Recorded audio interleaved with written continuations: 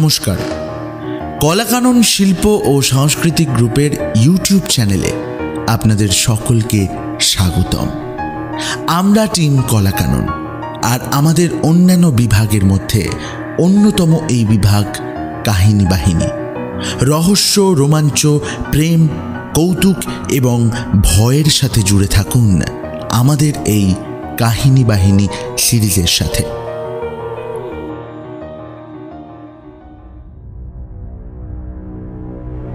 আমি কৌশিক, আপনাদের জন্য নিয়ে এসেছি কাহিনী বাহিনীর আজকের নিবেদন।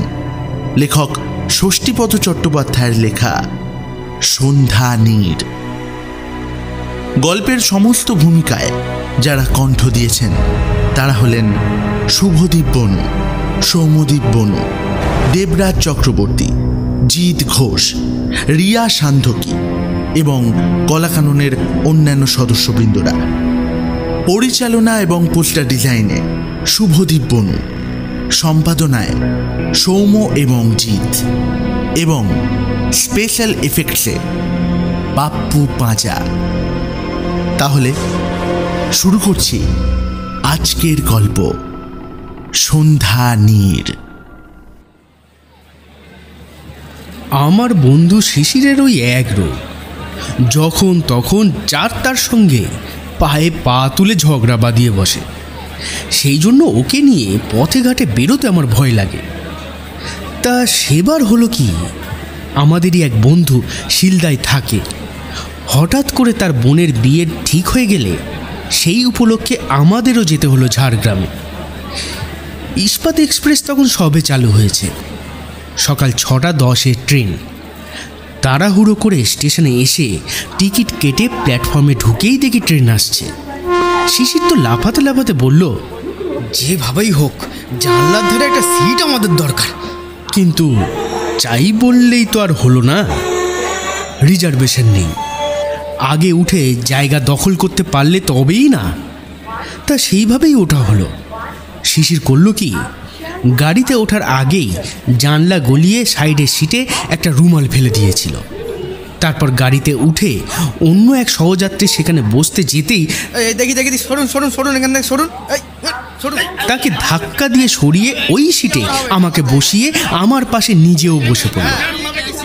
ব্যাস, কেলেঙ্কারির চরম। সেই নিয়ে তো হাতাহাতি হবার উপক্রম। অবশেষে ওই যাত্রীকে শিশিরের বিক্রমের কাছে হার মানতেই হলো। ট্রেন ছাড়ল যথাসময়ে। সেই সহযাত্রী, যিনি আমাদের আগে উঠে জায়গার দখল নিতে গিয়ে ব্যর্থ হয়েছিলেন, তিনি অনবরত গজগজ করতে লাগলেন।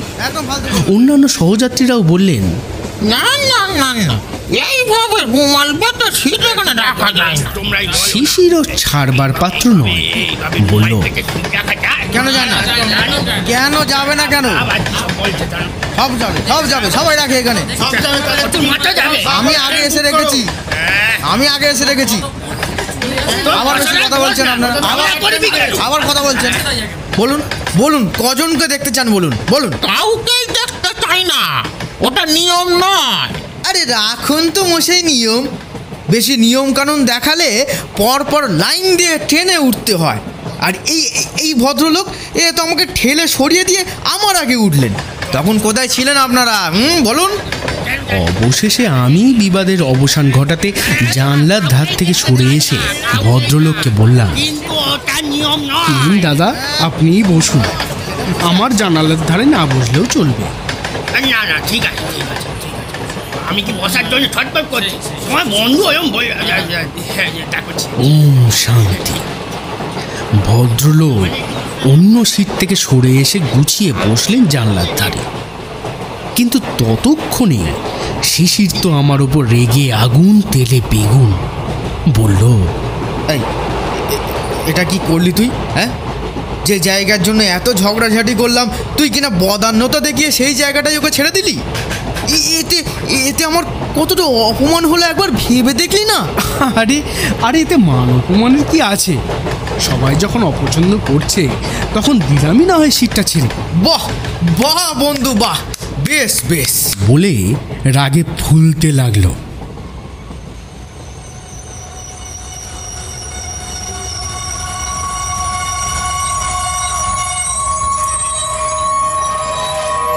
তারপর খড়গপুর এলে আমাকে বসিয়ে রেখে প্ল্যাটফর্মে নেমে ভালো চা এক ভাঁড় আমার দিকে এগিয়ে দিয়ে বলল, এই আমার টিকিটটা আমায় দে তো।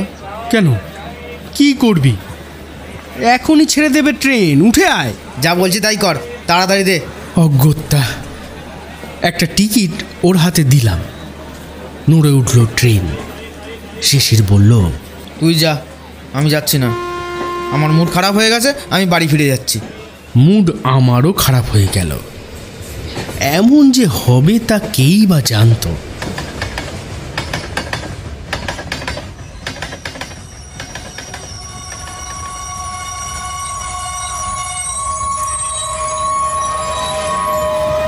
যথাসময়ে ঝাড়গ্রাম এলে ট্রেন থেকে নেমে পড়লাম আমি, এবং নামার সঙ্গে সঙ্গেই স্থির করলাম বন্ধুর বোনের বিয়ের যখন কাল, তখন আজ আর সেখানে না গিয়েই এখানেই কোনো একটা হোটেলে উঠে চারদিকে একটু ভালো করে ঘুরে বেরিয়ে নিই।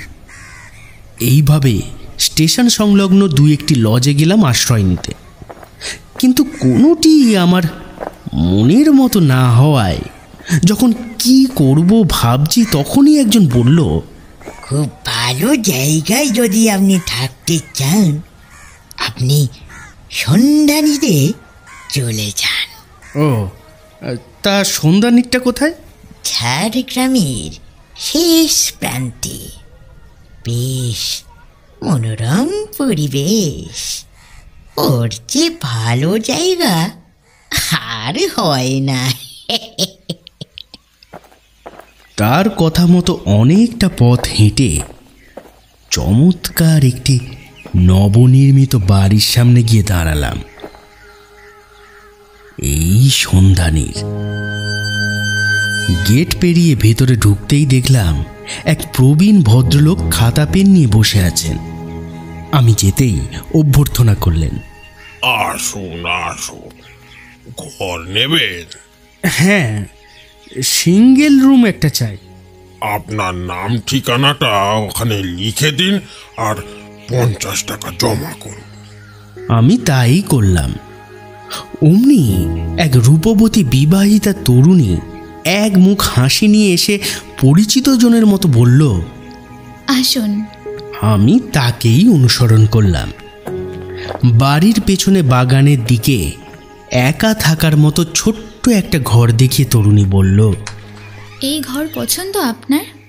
সত্যি কথা বলতে কি, এইখানকার পরিবেশটাই আমার পছন্দ। তার উপর একার জন্য এমন একটি ঘর তো দারুণ লোভনীয়। বললাম, হ্যাঁ, এই ঘরই আমার পছন্দ।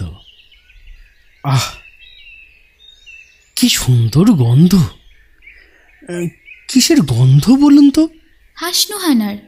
সারা রাত আমোদে ভরিয়ে দেবে আপনাকে। কদিন থাকবেন? ঠিক নেই। এখানকার পরিবেশ দেখে আমি এমনই মুগ্ধ যে এই জায়গা ছেড়ে আর কোথাও যাওয়ার কথা আমি ভাবতেও পারছি না। বেশ তো, থাকুন না এখানে কিছুদিন, পরে সময় পেলে মাঝে মধ্যে চলে আসবেন।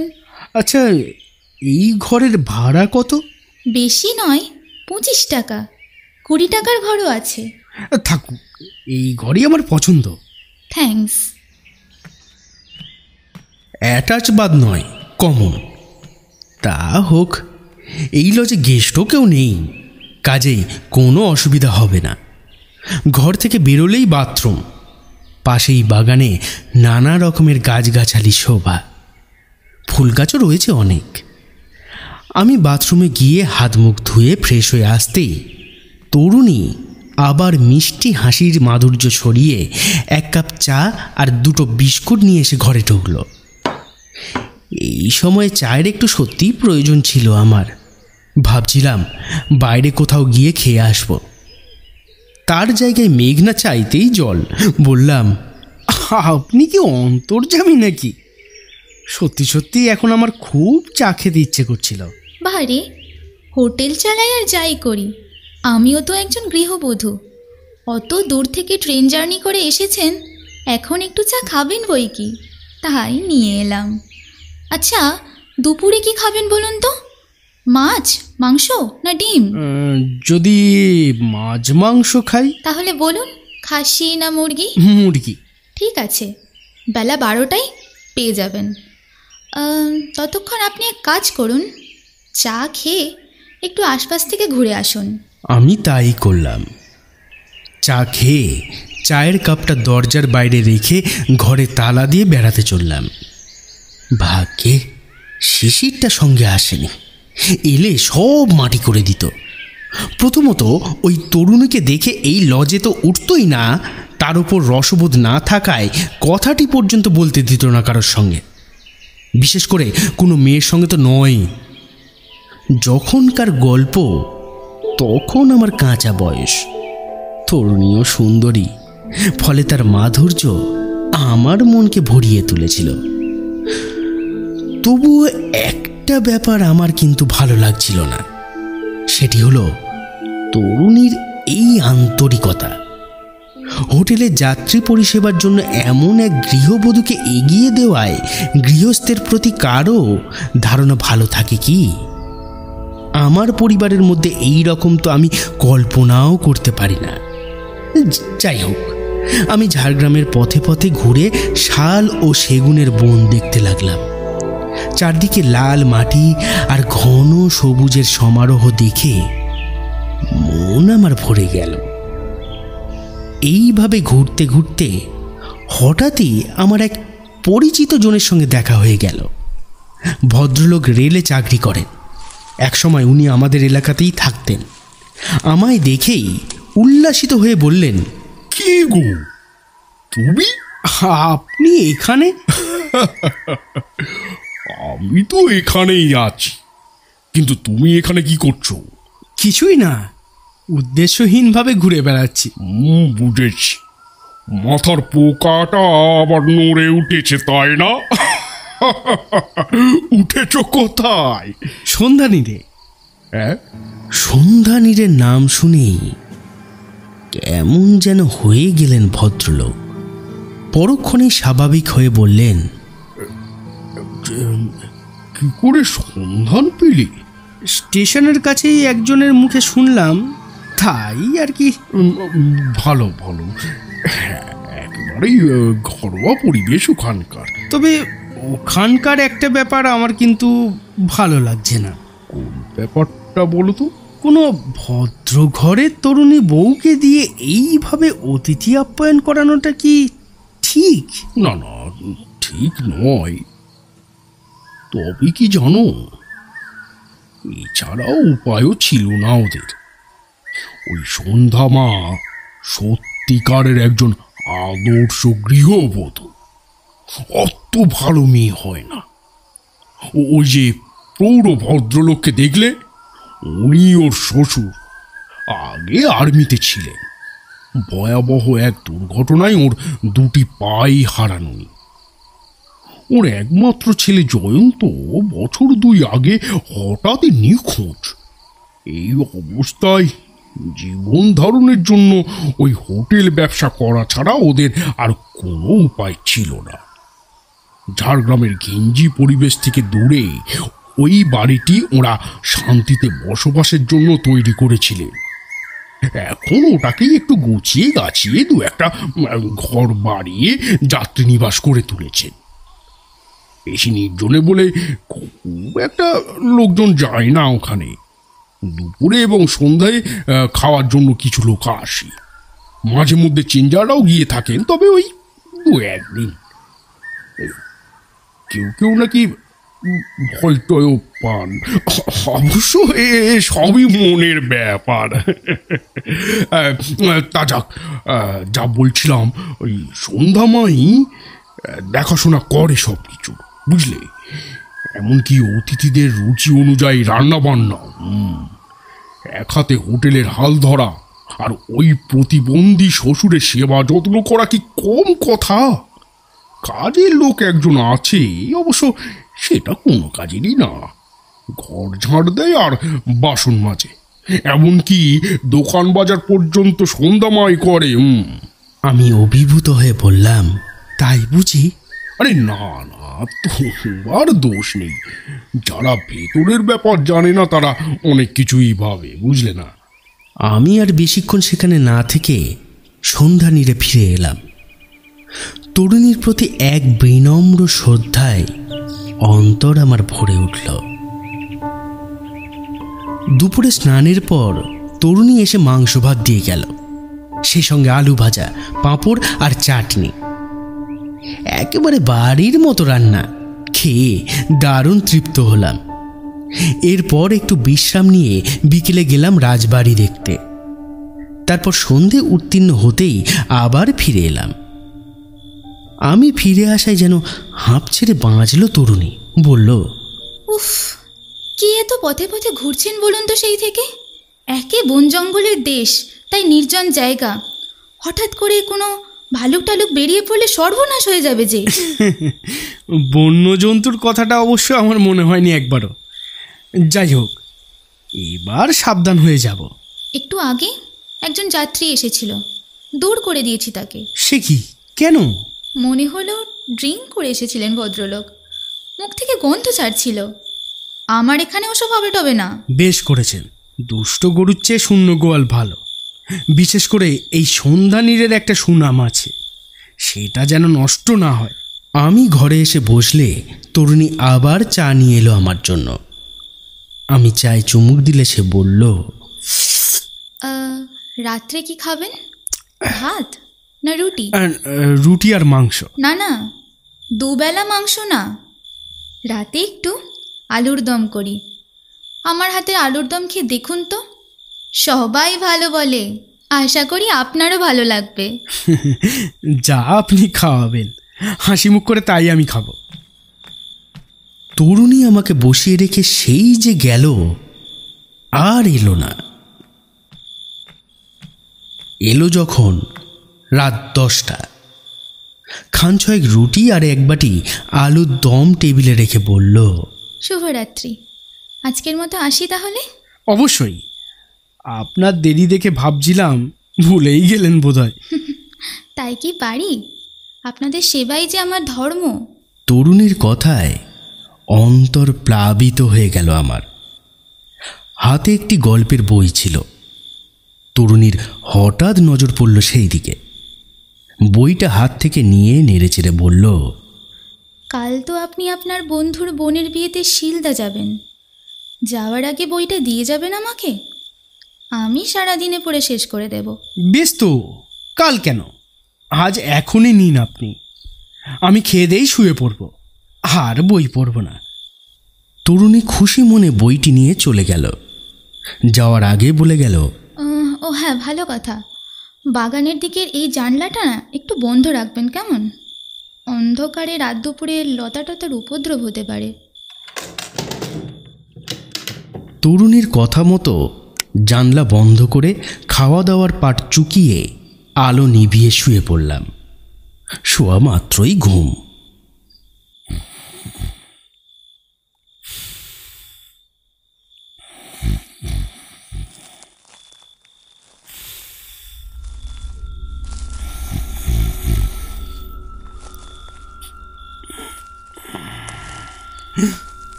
সেই ঘুম ভাঙল মধ্যরাতে হঠাৎ একটা খসখস শব্দ শুনে। মনে হলো পাশের বাগানে কে যেন পায়চারি করছে। কে কে ওখানে? আমি শয্যা ত্যাগ করে পা টিপে টিপে জানলার কাছে এসে জানলাটা ফাঁক করেই যে দৃশ্য দেখলাম তাতে সর্বাঙ্গ নীল হয়ে গেল আমার। দেখলাম বাগানের পাঁচিলের পাশে যে পেয়ারা গাছটা আছে তারই ডালে গলায় দড়ি দিয়ে ঝুলছে সন্ধ্যা নীড়ের সন্ধ্যা প্রদীপ, সেই তরুণী। চোখে মুখে কোনো বিকৃতি নেই, হাসি খুশি মিষ্টি মুখে স্থির চোখে অপলকে চেয়ে আছে আমার জানলার দিকে। সেই দৃশ্য দেখে শিউরে উঠলাম আমি। এইটুকু সময়ের মধ্যে কি এমন হলো যে আত্মহননের পথ বেছে নিতে হলো তরুণীকে? হঠাৎ সশব্দে আপনা থেকেই বন্ধ হয়ে গেল জানলাটা। এমনভাবে বন্ধ হলো যে চেষ্টা করেও সেই জানলা আমি আর খুলতে পারলাম না। ভয়ে ভয়ে আবার এসে শয্যা গ্রহণ করলাম। সারা রাত জেগেই কাটাতে হলো এরপর।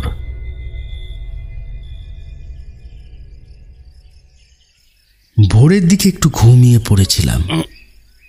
সেই ঘুম ভাঙল রোদ ওঠার পর। দরজায় টকটক শব্দ শুনেই বুঝলাম নির্ঘাত পুলিশ।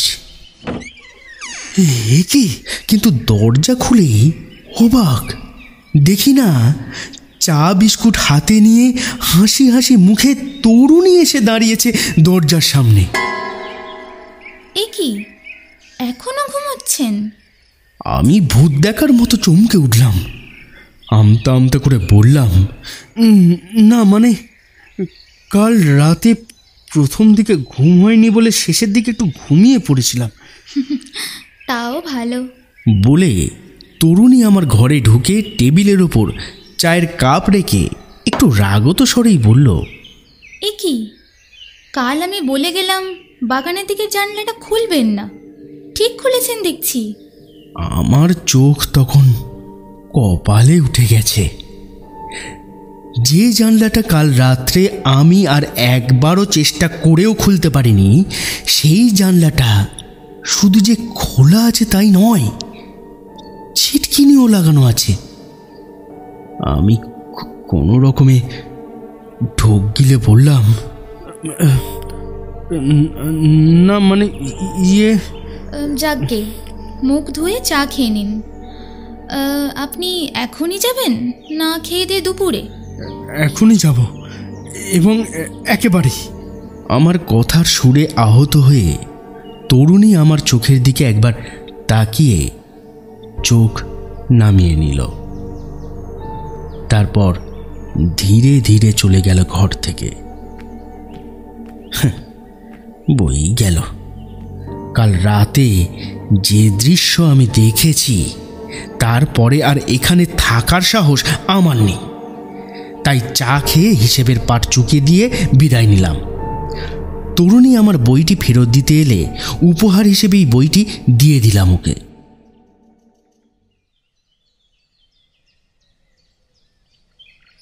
শিলদায় আমাদের যে বন্ধু থাকে তার নাম অমল। আমি যাওয়ায় অমল তো দারুণ খুশি।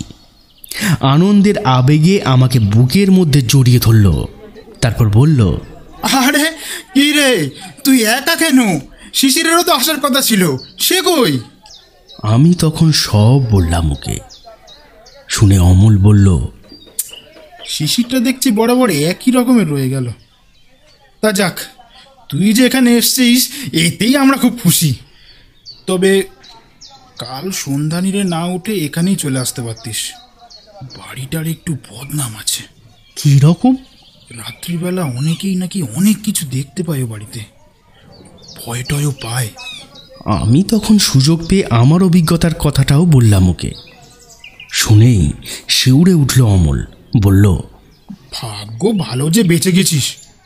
ওই তরুণী নিশ্চয়ই জানতো রাতের অন্ধকারে বাগানের মধ্যে ওরকম কিছু দেখা যায়, তাই জানলাটা বন্ধ করতে বলেছিল। কিন্তু এমনও কি হয়? হয় কি না জানি না, তবে শুনতে পাই অনেক কিছুই। তবে তুই যখন দেখেছিস তখন আর অবিশ্বাস করি কি করে বলতো? এই প্রথম একজন প্রত্যক্ষদর্শীর মুখে শুনলাম। এরপর সারাটা দিন বেশ ভালোভাবেই কেটে গেল অমলদের বাড়িতে। বিকেল হওয়ার সঙ্গে সঙ্গেই লোকজনের আগমনে বাড়িটা জমজমাট হয়ে উঠল। আর ঠিক সন্ধ্যের মুখেই মস্ত একটি পুষ্পস্তবক হাতে নিয়ে এসে হাজির হলো শিশির। ওকে দেখে তো আনন্দে অধীর হয়ে উঠল সকলে। আমি কিন্তু শিশিরের চোখে মুখের দিকে তাকিয়ে লক্ষণ ভালো বুঝলাম না। আমার দিকে একবার তাকিয়ে দেখলো বটে, কিন্তু একটি কথাও বলল না। রাত্রে খেতে বসলাম দুজনে, ফার্স্ট ব্যাচেই বসলাম। গোঁজ হয়ে বসে খুব দ্রুততার সঙ্গে যা খাওয়ার গপাগপ খেয়ে নিল, নিজের থেকে কিছু চাইল না। কিন্তু যা দেওয়া হলো তা পাতে রইল না। খেয়ে দিয়ে উঠেই অমূলকে বলল, আমি চলি রে। সে কি, এত দূর এলি, একটা রাতও থাকবি না? কোনো কাজের বাড়িতে রাত কাটানো আমার পোষায় না। আর কেউ যদি যেতে চায় আমার সঙ্গে তো যেতে পারে। কথাটা যে আমাকে উদ্দেশ্য করেই বলল তা বুঝতেই পারলাম। অমূল আমাকে ইশারা করলো ওর সঙ্গে যেতে, তারপর বলল, এখন গেলেও লাস্ট বাসটা পেয়ে যাবি হয়তো, কিন্তু রাত কাটাবি কোথায়? ঝাড়গ্রামে সন্ধানীর একটা ঘর আমি বুক করে এসেছি, সেখানেই উঠবো। সন্ধানীরের নাম শুনেই চমকে উঠলাম আমরা। আমার তো বুকের ভেতরটা ছ্যাঁত করে উঠল।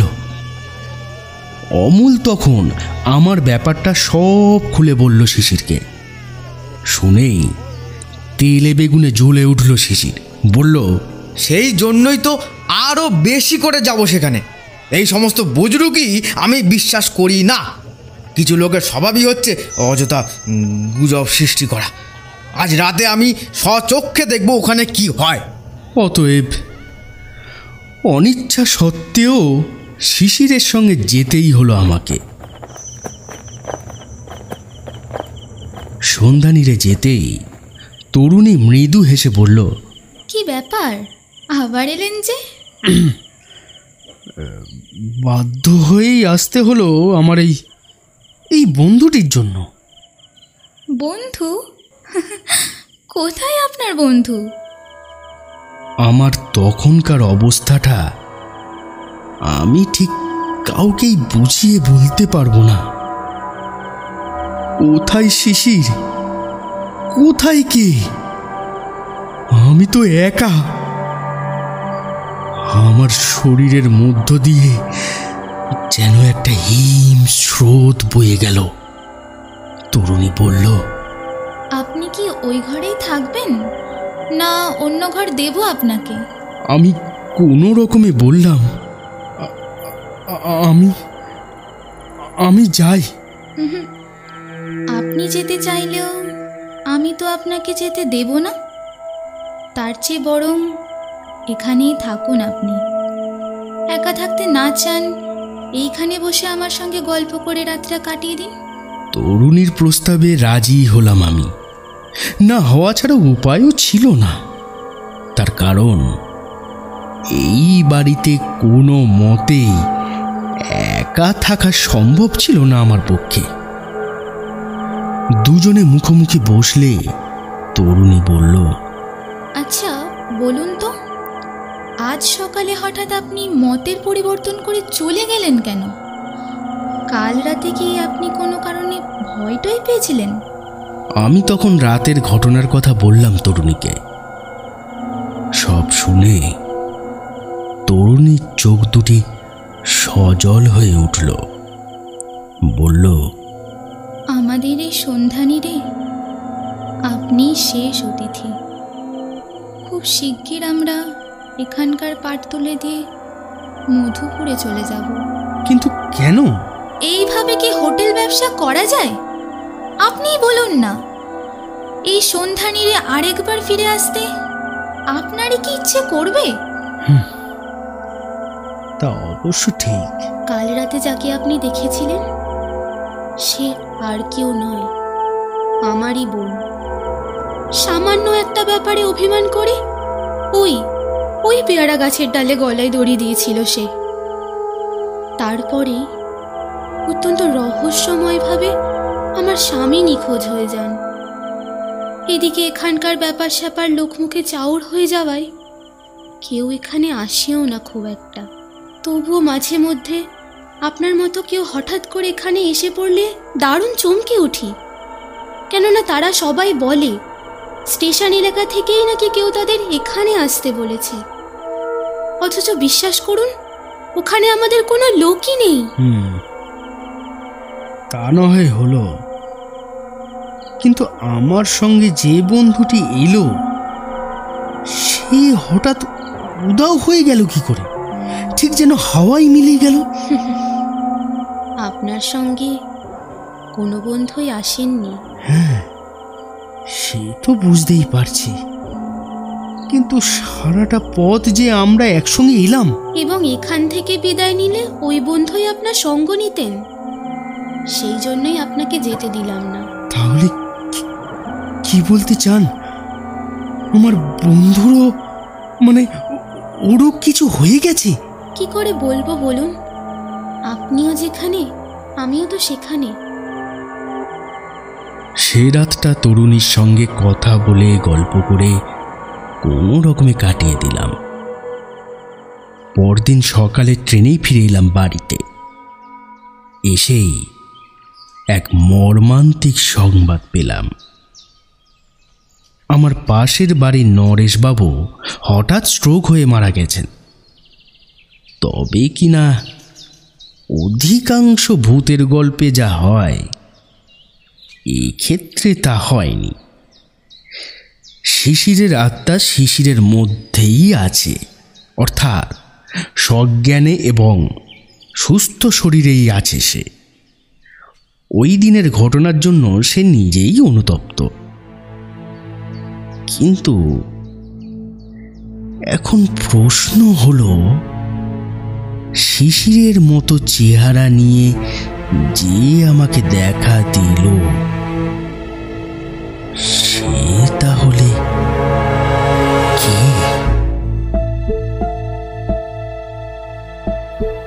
শেষ হলো আজকের গল্প সন্ধ্যা নীড়। গল্পটি কেমন লাগলো আমাদের জানাতে ভুলবেন না ইউটিউব কমেন্ট বক্সে।